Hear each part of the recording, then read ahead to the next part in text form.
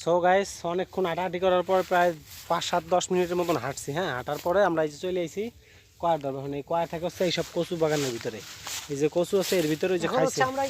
হ্যাঁ, এই যে এইদিকে কয়ারগুলো ফালাবে, তখন হচ্ছে আমরা একটা একটা একটা একটা করে ধরবো। এত হাঁটাহাঁটছি কষ্ট হয়ে গেছে গাইস, ঘামে গেছি, পুরো ঘামে গেছি, অনেক দূর তো দেখতো হাঁটছি আমরা। এখন হচ্ছে কয়ার ধরবো। কয়ার দুই জায়গা নাই। হ্যাঁ, কি হলো একটা ক্যাটটা ছাড়া যাবে না, টপাস করে সুন্দরভাবে গাছ। ওই যে একটা কয়ার দেখা গেছে, ওই যে পাতাটা দিতে বড় একটা কয়ার দেখা গেছে। আহা, এই অনেক আছে অনেক আছে অনেক আছে অনেক অনেক অনেক। এই দেই প্যান্ট কাছে প্যান্ট হালকা একটু কাছান দে, প্যান্ট কাছান দে। অনেক অনেক অনেক কয়ার আছে, অনেক আছে অনেক আছে। প্যান্টটা কাছাই ধর, বোতলটা কই? বোতল আমার পকেটে। আচ্ছা,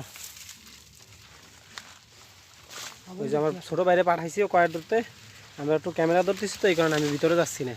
ওই যাক, এই যে আমিও আছি গ্যাস, কোনো টেনশন নাই।